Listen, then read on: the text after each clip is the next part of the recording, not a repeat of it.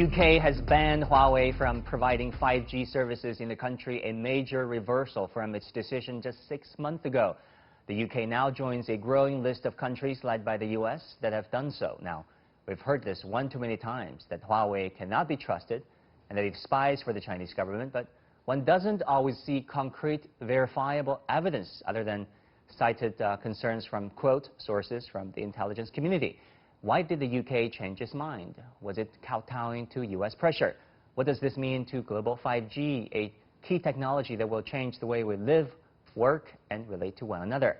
For deeper analysis, we're joined by Joe Kelly, spokesperson and Vice President of Corporate Communications for Huawei, and Professor Jeffrey Towson, host of Jeff's Asia Tech class, and Dr. Wang President of the Center for China and Globalization. Welcome, gentlemen. That is our topic. This is Dialogue on Wang.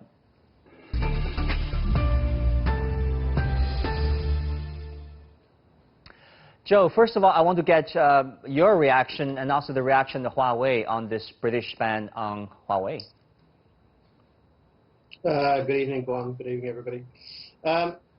This decision by the US government is disappointing to Huawei. But we think it's also disappointing to both the industry in the UK, to the people who live and work in the UK. As the UK government have this week admitted, this will add £2 billion to the cost of building 5G in the UK and will lead to a delay of maybe 3 years. So, you know, it's a decision that I think many people outside of the US seem to be happy with, but it's a situation that we're dealing with. You know, you said earlier that there's often not much verifiable evidence against probably being a cybersecurity threat. And that is a point that actually the UK government have pretty much accepted. They, by their own admission this week, said the reason they've changed their mind is that the US government has put further sanctions on Huawei in terms of our ability to access chipsets made in the US or made using technology bought and supplied by US companies. And that's the justification that they've made for putting the ban in place. There is no change to their assessment of Huawei's cybersecurity risk. The risk is a supply chain risk because of this additional US sanction on Huawei's ability to buy chipsets. So basically, you're saying that this is more about, you know, the Boris Johnson government, you know, bowing to pressure from Washington than a British commercial or political decision made independently from the Boris Johnson government. Yeah, in reality, it's impossible to know. The British government has said that they have made this decision themselves, that they've made it in very close consultation with their security services, who did do a review of the supply chain risks. But also this week we've heard President Trump claiming personal credit for the decision, which has been denied by the UK government.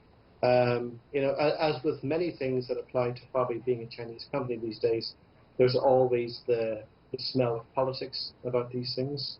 We're very, very short of facts and very short of evidence. But that's the world that we have learned to live with as well. Well, Jeffrey, let me go to you. Is this politics and geopolitics, or is it, like the British government said, about security concerns? I think it's hard to look at anything Huawei has done or is doing that gets you to any of this. In fact, I would argue over the last year and a half, they've done quite well in terms of, you know, dealing with issues, being transparent, having a lot of communication, things like that. This appears to be almost entirely external, which has a lot to do with the changing relationship between China and the US. I've lost Jeffrey, we lost you for the moment. Hope to have you back soon. But President and Dr. Wang, let me go to you. You have been following, you know, U.S. and Western sanctions on Huawei. Your thoughts on this latest British ban? Well, I think this is really a very unfortunate event as it happened, and UK government actually 6 months ago has committed to use part of the Huawei for its networks, and all the British telecom networks actually plan to use part of that. And that was actually held as a very independent, very you know, accurate decision made by the British government. And I think that was really good for the UK because UK is experiencing Brexit and leaving the EU, and actually Theresa May was a global Britain, means British going to do more international business and expand more beyond the EU and looking for Far East. And China is obviously the largest, one of the largest potential trading nations, including the technology. So I think that this decision comes as a surprise. I agree with the previous panelists that I think politics really is the name of the issue, and then the UK government actually simply followed the US probably US movement on that. And I really felt that UK as a nation, which led the Industrial Revolution and which also invented modern capitalism, and actually has the very famous economic figures like David Ricardo, who actually proposed the comparative advantages theory.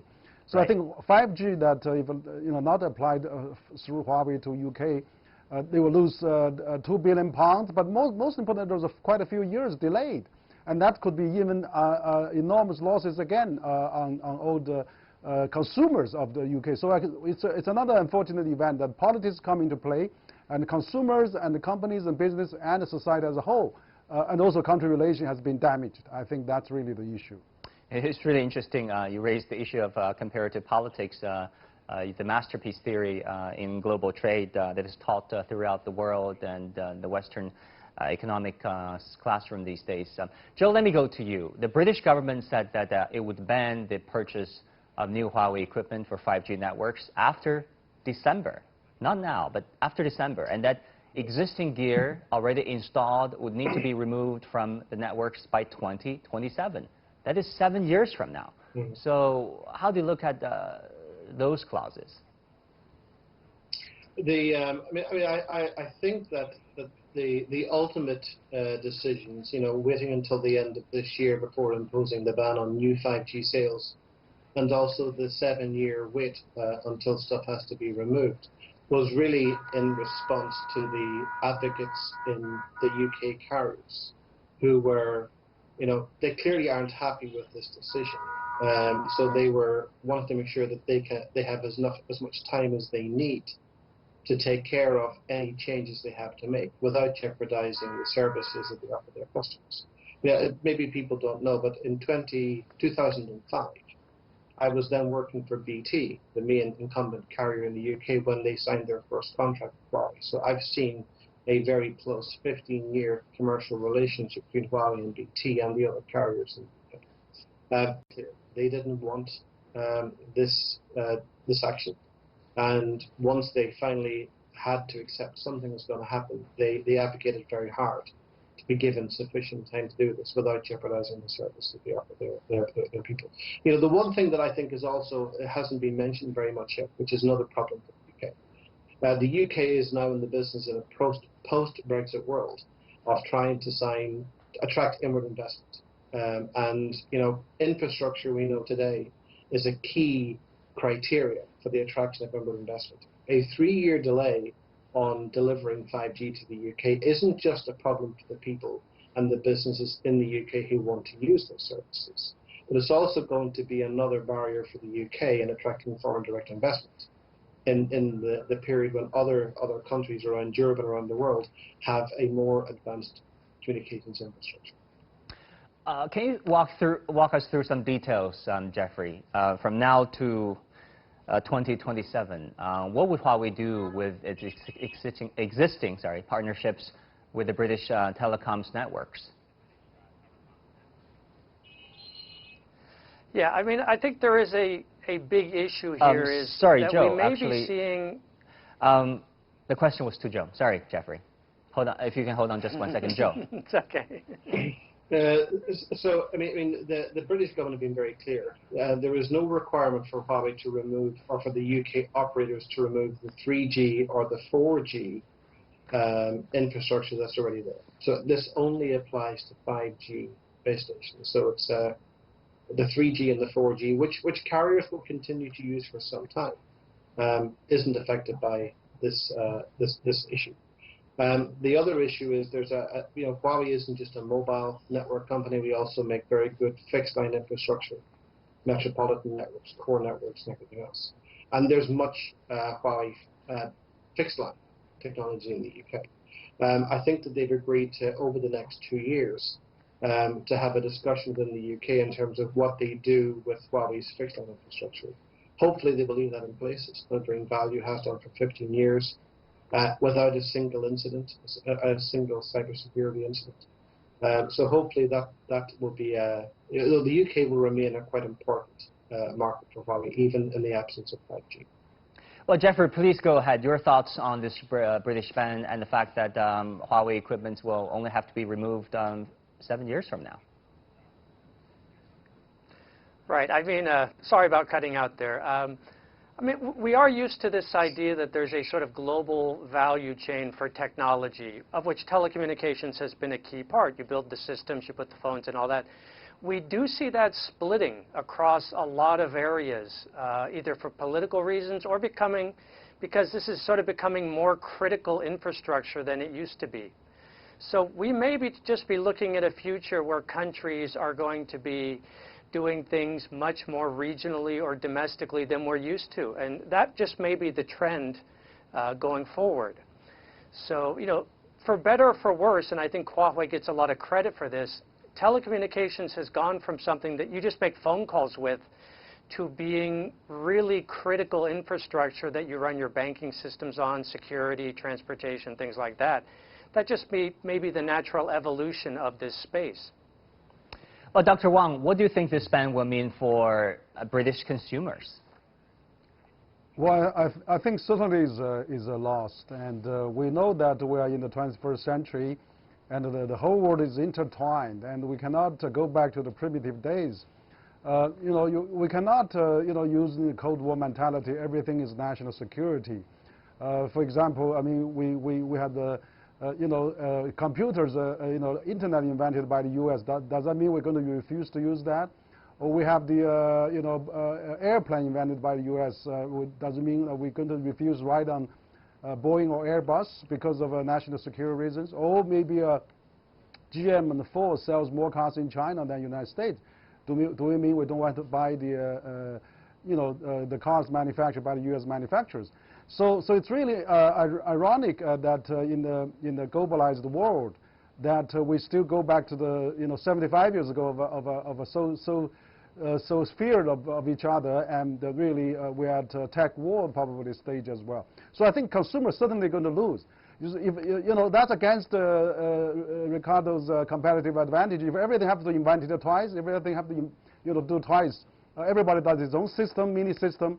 We go back to the feudal days many years ago. So I think consumer will lose. In the case of UK, I mean, if this is delayed for a few years of 5G, and it costs £2 billion for dismantle that, and then another few million to really get our face out of that, which means the delay of the 5G application to the UK, and all the consumers who will actually don't get the advanced technology and the more than advancement of the communication and 5G networks. So China is going to really be taking an even faster space, because China is building 10,000 5G stations a week, according to the Minister of Industry and Technology. So China wants to share that to the world, wants to really contribute the most advanced technology to the world, yet this has been politicized and been really viewed as a threat. So that's very unfortunate, and we see we should fight the COVID-19 and as a human being, humankind, rather than fighting among ourselves. This is really very sad to see that. Well, Joe, let me circle back to you. What will Huawei do next? I mean, how will this ban impact Huawei's strategic positioning in Great Britain? Just before I answer that question, I want to say one thing that will not change for the UK as a result of this ban. This will do nothing to make the networks or the services that people in the UK use any more safe than they were before. So if cybersecurity is the pretext for this, this is going to do nothing to improve cybersecurity. In terms of the future, listen, the UK remains an important market for Huawei. We have deep relationships. This ban applies to new 5G sales after the end of this calendar year. We will continue to support our customers there. We have deep relationships. We've continued to further our business as best we can.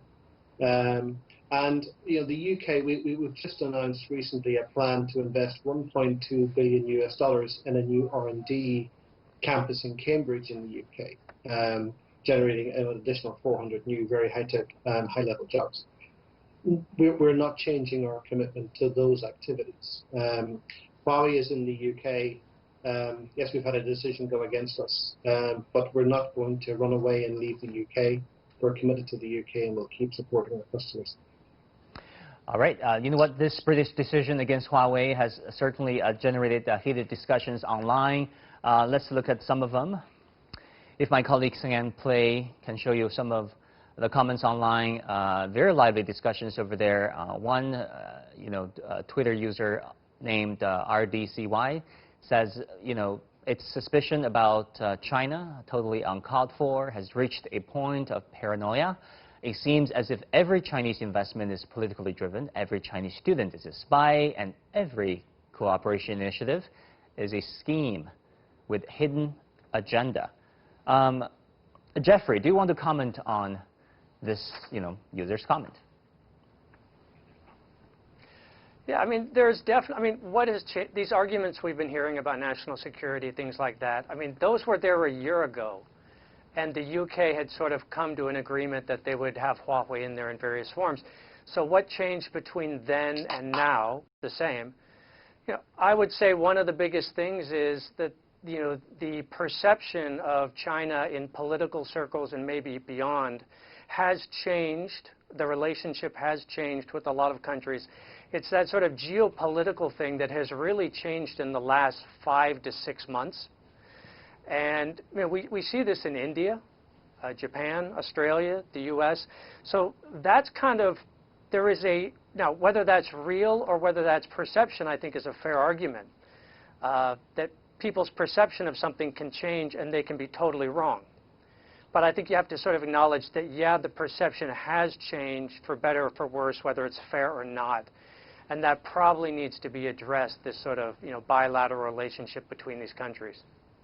Well, certainly, the current state of China-UK relations, as many observers would point out, is a far cry from what was described as a golden era for China-UK relations. Dr. Wang, let me go to you. How come China at large and HUAWEI in particular can be a leader in global 5G? It is more than just, copying Western technologies, as some, oversimplified comments pointed out, right? Well, I think there's many factors. First of all, China is a huge market, and then HUAWEI has actually very dedicated to develop that technology to the state-of-the-art technology, applied in a huge market in China as well. And so there's a lot of test and run and a lot of hard-working, 724 and all those things that really led to the advance of that. And also, second, China has been embracing all the international telecom companies to China as well. We had 2G, 3G, 4G from all the other countries. A lot of companies still doing a lot of business in China, and so China has learned also from all those companies as well. So it's time for China to contribute and to pay back probably some of its, the expertise it has developed. And thirdly, also HUAWEI has been very actively, a private company that has been goes global in a very early stage. So they accumulate a lot of good experience in helping other countries to develop this kind of system. So I think that I agree with the previous panelists that the political climate has been deteriorated, particularly among this pandemic season for the last 6 months. That also China is doing relatively well, and then that also all the other countries still in big trouble, and so there's a lot of lot of hard feelings probably on China as well. So I think that it's comprehensive approach that we really need to calm down those hard feelings and try to seek the common ground. Mm-hmm. But also I think as time goes by, we will see the advantages of the HUAWEI 5G system in many other countries. It still applies, and we will eventually probably the people will change their mind and then see, look, things can be discussed, things can be sort it out, and let's take the most advanced technology and let's work with each other. I hope that will come, as time goes by, and then we hope this deterioration will not continue. Right. Jeffrey, can you talk to us about 5G? Because some of our viewers are not totally familiar with it. How different is it from 4G and 3G? It's not just a numerical change from 3 to 4 to 5, right? No, I mean, I think Huawei has a great expression that they use where they call it ubiquitous connectivity, pervasive intelligence. This idea that, like, networks used to just connect your phone to my phone and we could talk, and then they carried some data. But, I mean, we're talking about everything being connected to everything. The IoT sensors, the cars, the street lights, the roads, your phone, your smart TV. Connectivity will be ubiquitous, and the connectivity will be increasingly intelligent because it'll start to run software and AI from the cloud. So telecommunications has become a very critical infrastructure, whether it's in terms of security, but also just, you could have autonomous buses and taxis. They're all going to use 5G because of the low latency. We could have financial systems using this stuff. We could, you could sit on the Shanghai subway, put on some glasses, and play games in virtual reality from your phone because Huawei in particular has some cool stuff on AR cloud. I mean, so it's going to have a lot of impact in just life, society, culture, business, security. And that's a lot of the reason why it has become a lot more politically sensitive than it used to be even 5 years ago. So, it's sort of a victim of its own success. This is something politicians pay a lot of attention to now.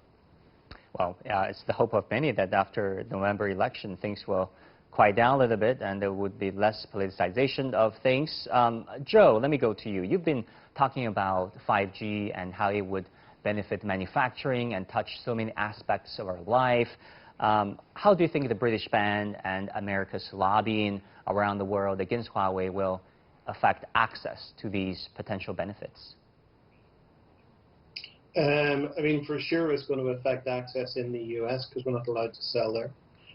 For sure it's going to affect access in the UK over time because after the end of this year we can sell there.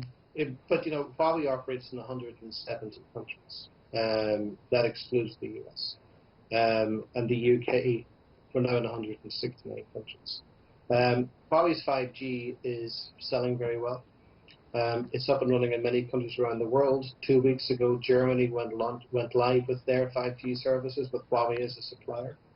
The Belgian government came out this week and said they would not ban Huawei. They would work with all vendors. So, the 5G market opportunity for Huawei globally is a large opportunity. The largest single market is China, where maybe half the entire world's supply of base stations will be installed. But we have a lot of markets to go after. If we cannot pursue the UK market this year, after this year, there are many other markets who are moving. The UK was actually one of the first countries in the world to move and switch on its 5G. Korea was there, China was there, the UK was there, but they're still in the minority. And Huawei has signed over 90 5G commercial contracts so far, of which only a handful of those were in the UK. So the bans will restrict Americans' ability to get access to Huawei technology. And we know from very clear research that when you remove Huawei from a national market as a competitor in terms of infrastructure, the infrastructure itself from competitors typically rises in price by maybe 30%. So, you remove competitors from the marketplace, then the cost is going to increase. So that's one of the advantages of Huawei is that we keep markets competitive in terms of cost. We also keep markets competitive in terms of innovation. One of the challenges we have in the mobile communications market is actually there are very few players left in the world who can build mobile networks. There are none in the US, for instance. So there is a key economic basis to this stuff. We're all conscious in telecoms that if you want the mass market to take up the new service, if you want adoption to be widespread, then you need to make sure that the cost of that service is competitive. And if you remove Huawei from the ecosystem in that market, it does nothing to make the cost and the drive for innovation more competitive. So again, countries that don't have Huawei may find that they don't have the best 5G capability. Right. Dr. Wang, let me go to you. Ties between the UK and China obviously have deteriorated over the past month. Think about Britain's criticism of Beijing's national security law in Hong Kong. Think about the most recent ban on Huawei. Do you think that London and Beijing will go through a downward spiral when it comes to bilateral relations? Well, I hope not, because after all, UK has a big, huge interest in Asia. I mean, even from a historical point of view, and I also UK now is separated from EU, and it should have more connection with the rest of the world. And also, UK has a lot of soft power, so English is still the prime language of the world. And also, China has a huge interest with UK. Like UK is now ranked probably the second largest country attracting Chinese students after US. And also, there's a lot of Chinese investment in the UK. So I think the interest of both countries is still very strong. And so we hope that things can be probably reduce the tension and have a better understanding of what's going on. And I hope that in the future that Sino-British relations can come back maybe as time goes by. And I hope that the decision of the UK government, which is also until the end of this year to really getting this decision effective, maybe could have some changes for Huawei. And so I think that the decision is really not going to deteriorate again. I mean, I also just heard Huawei said they're going to invest over $1 billion in the R&D center in Cambridge. I mean, Chinese companies doing a lot of good things in the UK, and so I think that there's still quite a lot of potential. We should look at long view rather than short-sighted, and also Hong Kong, you will see, we'll get the prosperity, stability, and business will boom. Mainland tourism will flood into Hong Kong, and we'll see Hong Kong back at least to some prosperity, and the UK should be happy with that. I hope that the current negative sentiment is not going to last very long. Okay, finally, Joe, we have about 1 minute left. When you think about, it seems that there is a global anti-Huawei alliance originating from Washington. How will Huawei cope with this hostility?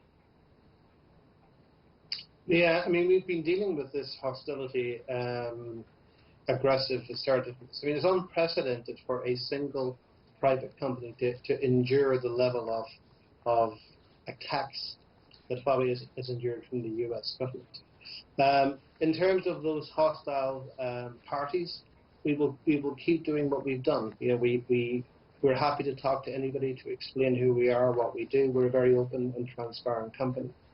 We'll continue to talk to the UK government about this situation and other situations. We will continue to, ultimately we're not politicians. Huawei is a company of engineers. The strongest voice that we can have is what we do in our laboratories, in our R&D, in our customer service. And we'll continue to drive and invest in that and continue to prove to the world the value of Huawei, while at the same time making sure that people know who we are and what we do, not what we're not and what we don't. Right. All right, gentlemen, that's all the time we have. Thank you so much for your perspectives. And that would do it for this edition of Dialogue. Thank you so much for tuning in. I'm Wang in Beijing.